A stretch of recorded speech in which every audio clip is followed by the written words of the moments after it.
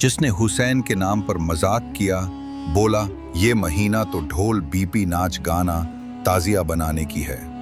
जो ताजिया को कारोबार बना बैठा वो अब कब्र में जल रहा है। जंजीरें लिपटी हैं उसके जिस्म से, सांप बिच्छू काट रहे हैं हर पल, और वो चिल्ला रहा है, या अल्लाह मुझे माफ कर दे। हर साल मुहर्रम का महीना आता और लोग मातम करते, जुलूस निकालते और बड़े बड़े ताजिए बनाते। लेकिन एक शख्स था, रफीक मिस्त्री, उम्र कोई 55 साल, पेशे से बढ़ई मगर शोहरत का भूखा। वो हर साल सबसे ऊंचा, सबसे चमकदार, सबसे महंगा ताजिया बनाता था। मगर मकसद क्या था?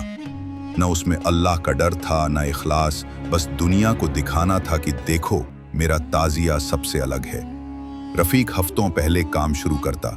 सुनहरी पन्नी, रंग बिरंगी लाइटें, नकली फूल, महंगी सजावट, सब कुछ इस्तेमाल करता। जब लोग ताजिया देखने आते वो मुस्कुराकर कहता, इस बार ऐसा ताजिया बनाया है कि पूरा शहर याद रखेगा। कई बार लोगों ने टोका, भाई मुहर्रम गम का महीना है, ये तमाशा मत करो। मगर रफीक कहता, तुम्हें क्या पता इस्लाम क्या है? हुसैन के गम को जितना बड़ा दिखाओ उतना सवाब। एक बार तो हद हो गई।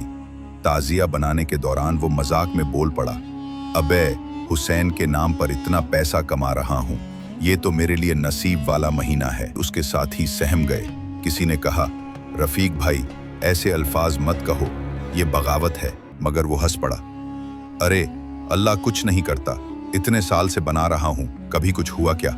इसी साल मुहर्रम की 8 तारीख को जब ताजिया पूरा तैयार था, रफीक ने उसकी रोशनी चेक करने के लिए प्लग में तार डाला और अचानक बिजली का झटका लगा। वो जमीन पर गिर पड़ा। 2 मिनट में होश उड़ गया। मुंह से झाग, आंखें ऊपर को पलट गईं। लोग भागे डॉक्टर के पास, मगर डॉक्टर ने देखा और कहा, इन्ना लिल्लाहि व इन्ना इलैहि राजिऊन, ये मर चुका है। लोगों ने जनाजा तैयार किया, मगर जब नहलाने लगे तो अजीब बात हुई।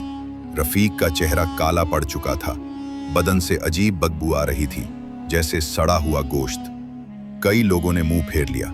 जब जनाजा उठाया गया तो इतना भारी लगा कि 4 से ज्यादा लोग उठाने से थक गए, जैसे कोई बोझ था उस पर। एक बुजुर्ग बोला, ये जनाजा नहीं, गुनाहों का बोझ है। कब्र में जैसे ही उसे रखा गया, मिट्टी डालने की देर थी कि बिजली की कड़क जैसी आवाज सुनाई दी।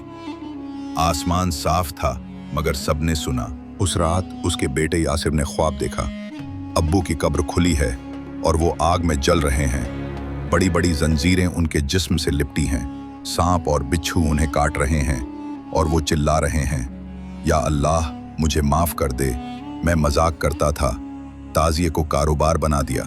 सुबह यासिर चीखते हुए उठा और दौड़कर मौलवी साहब के पास गया।